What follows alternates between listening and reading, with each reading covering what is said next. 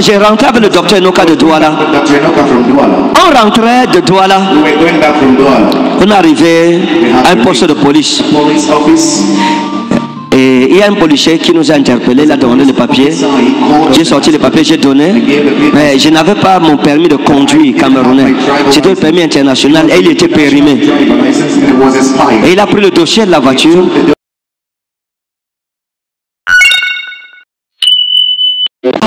Si vous ne connaissez pas votre valeur, vous ne défendrez pas votre personne. Personne ne peut être respecté s'il ne se respecte lui-même. C'est la manière dont tu te vends aux gens qu'ils t'achètent. Si tu te vends moins cher, on t'achètera moins cher. Si tu te vends cher, on t'achètera très très cher. Donc c'est la façon dont tu t'offres aux gens. C'est comme ça aussi qu'ils te prennent. Il faut faire attention. Tu dois connaître que c'est Dieu qui t'a appelé. Et tu dois être conscient de cela. Un homme de Dieu qui se sous-estime n'aura pas l'estime de sa génération. Tu dois connaître ta valeur et tu dois valoriser cette valeur aux yeux des hommes. Tu dois connaître combien tu coûtes.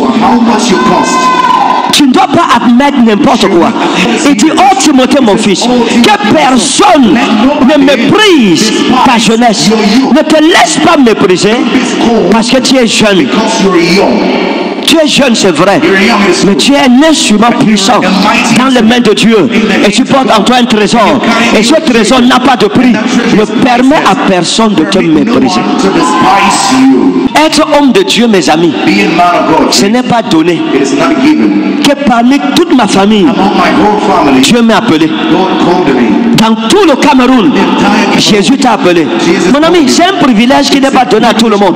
Rien que pour ça, je ne peux pas accepter n'importe quoi. Ça veut dire que Jésus me connaît. Mon nom est écrit dans la liste des serviteurs de Dieu sur cette terre. Le ciel me connaît, mon ami. Je suis un serviteur de Christ. Je suis un ambassadeur, un envoyé, un apostolos. Il m'a appelé par mon nom, dès le sein de ma mère. Il me connaissait. Il me prédestinait à ces choses. Mon ami, et tu me parles n'importe comment, tu me traites n'importe comment, et je vais me comporter n'importe comment. Ce n'est pas possible, mes amis. Dieu n'appelle pas tout le monde au ministère. Je suis parmi les rares personnes qu'il a appelées, parmi les rares personnes à qui il a fait confiance pour me confier son évangile, pour nourrir son église. Je suis une autorité spirituelle. Peu importe mon âge, peu importe mon genre, je suis une autorité spirituelle. Et chaque homme de Dieu doit le savoir. Tu ne dois jamais perdre cela de vue. Que tu sois riche ou que tu sois pauvre, que tu aies une grosse église, une petite église, ça ne change rien. L'alliance, c'est l'alliance. Tu es une autorité spirituelle. Fais-toi respecter. Dis à ton voisin, fais-toi respecter. Un homme de Dieu qui veut marquer sa génération doit traiter le problème du mépris. Tu dois t'imposer partout où tu arrives. Tu dois t'imposer. Mon ami, je ne suis pas n'importe qui. Jésus m'a appelé. Il m'a appelé, mes amis. Je suis un appelé. Pas seulement un appelé, mais je suis un envoyé de Dieu. Non, mon statut est différent. Je ne suis pas n'importe qui. Donc il faut que vous compreniez ces choses. L'apôtre Paul va prêcher au proconsul Sergius Paulus. Pendant qu'il prêche, il y a Elimas, le magicien qui arrive. Et il veut empêcher que le proconsul accepte l'évangile. Et l'apôtre Paul se tourne vers lui et lui dit, fils du diable, à partir de maintenant, tu ne verras plus la lumière du soleil. Le sorcier Elimas est devenu aveugle. Donc Paul manifestait la puissance brute de Dieu. Il était un peu comme Benson Idahosa. Il était violent en esprit. C'était un homme de Dieu qui ne donnait pas le rebond. Tu viens bien, il t'accueille bien. Tu viens mal, il t'accueille très très mal. C'était le genre d'homme de Dieu. Tu lui manques de respect en public. Et il te dit à ma parole, pendant 3 jours, ta bouche ne parlera plus, tu deviens muet.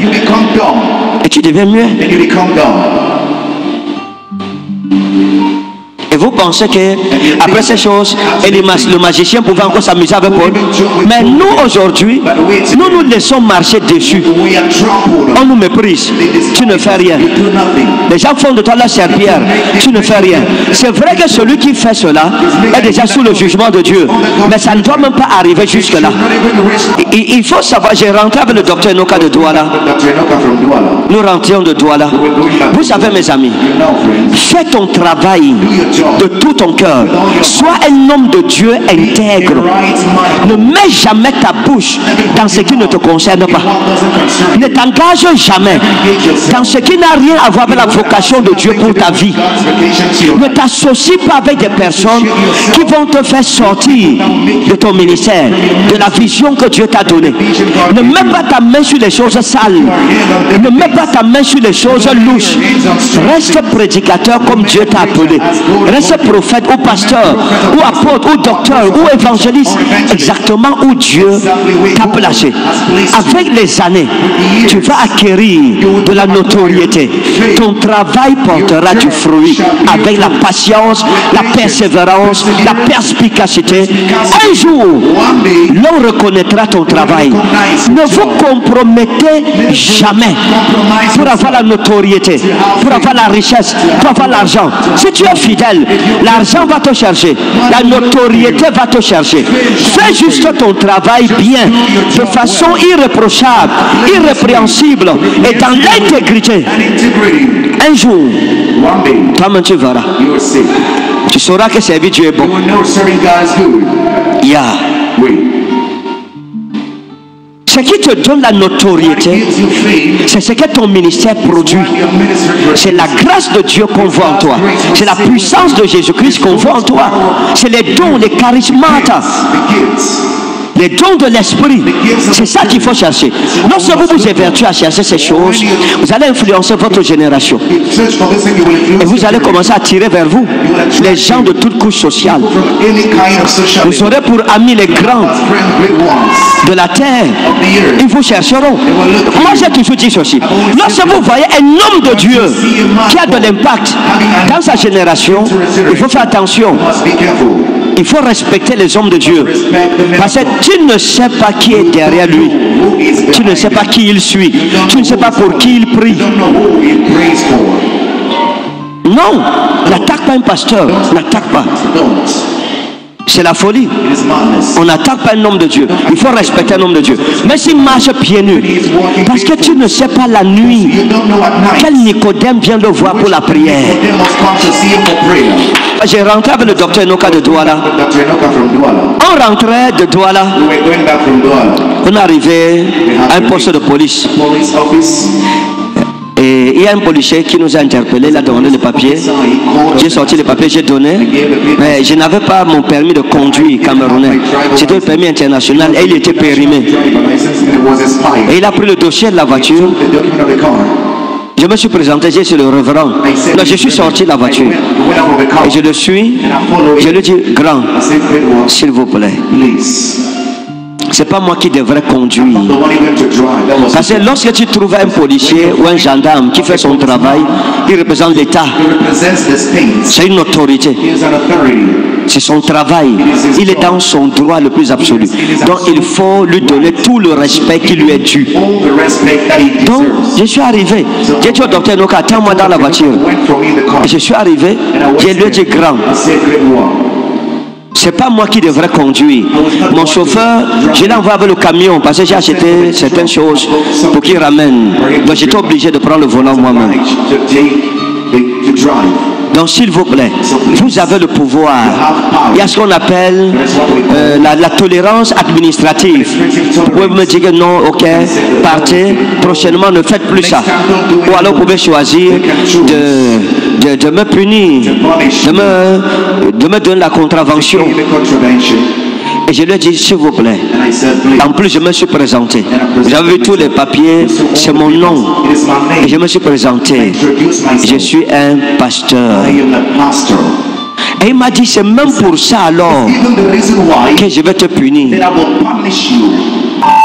Il me dit, c'est parce que tu t'es même présenté comme pasteur que je vais te prédire. Si tu n'étais pas pasteur, j'allais te laisser partir. Il me demande, un pasteur, et tu as la Land Cruiser. C'est vous les voleurs ici dehors. Là, je lui ai dit, bon, mon ami, je vois que maintenant c'est une histoire de dossier de voiture seulement. Maintenant, c'est un problème personnel, c'est une attaque. Maintenant, c'est la guerre. Je lui ai posé la question, vous êtes en route pour voir qui a quelle marque de voiture ou pour contrôler si les papiers sont... Mais si c'est avec l'avion que j'étais venu, c'est ça votre travail? C'est cela que la police nationale vous a envoyé en route? Vous ne me connaissez pas. Vous savez que je suis qui? Vous parleriez comme ça à un prêtre catholique ou à un imam de la mosquée, d'une mosquée au Cameroun, ou parce que vous me voyez jeune. Je lui ai dit que vous venez de m'insulter et à travers moi d'insulter tous les hommes de Dieu du Cameroun et du monde entier. Vous venez d'insulter le Saint Ministère et vous venez d'insulter le Dieu que je sers.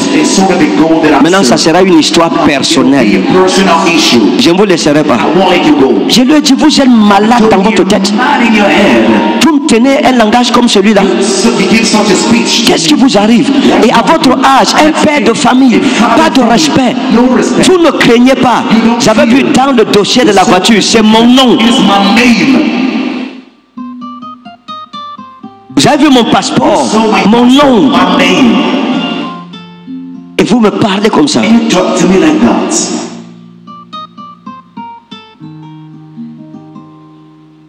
J'ai pris le téléphone.